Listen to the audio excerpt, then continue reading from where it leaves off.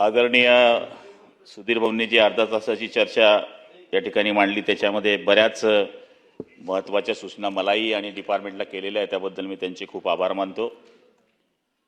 जल जीवन मिशन ही योजना योगायोगाने हे खातं म्हणजे मागच्या काळामध्ये आपण जर पाहिलं असेल तर फार कमी संख्येने हे खातं योजना तयार करायचं। म्हणजे मला आठवतं की ज्यावेळेस लोणीकर साहेब या खात्याचे मंत्री होते त्यावेळेस त्यांनी मला 2 योजना पाण्याच्या मंजूर करून दिल्या होत्या।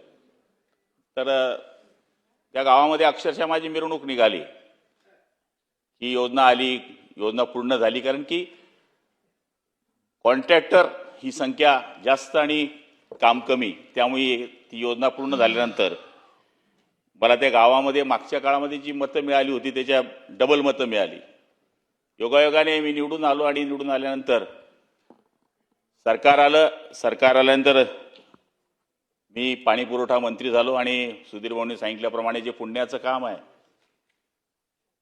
लोक पाणपोई लावतात, काही तर स्टेशनावर आमच्याकडे एक संस्था आहे की उन्हाळ्याच्या दिवसामध्ये रेल्वे स्टेशनवर स्वतः तो मालक पाण्याचे ग्लास घेऊन फिरतो। मला वाटलं चांगलं खातं आपल्याला मिळालंय आणि योगायोगाने मोदी बाबा आपले या देशाचे पंतप्रधान त्यांनी एक स्वप्न साकारलं। माझ्यासारख्या कार्यकर्त्याला या गोष्टीचा आनंद झाला की एक पंतप्रधान आहे की ज्या पंतप्रधानाने देशाच्या शौचालयाचा सुद्धा विचार केला।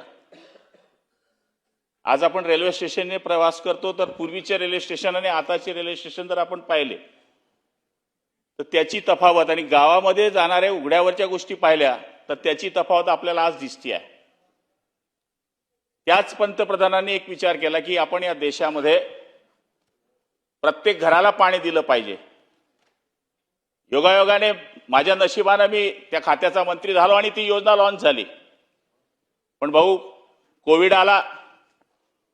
आल्यानंतर त्याच्यानंतर वरतून आपण सांगितल्याप्रमाणे टाइम बॉन्ड आला की इतक्या दिवसामध्ये जर तुम्ही ह्या योजनांचा डीपीआर तयार केला नाही तर तुम्हाला कॅश शेअरिंग मिळणार नाही, तुम्हाला 50% पैसे मिळणार नाही। पण परमार्थाबरोबर आपला थोडा स्वार्थ होता राज्याचा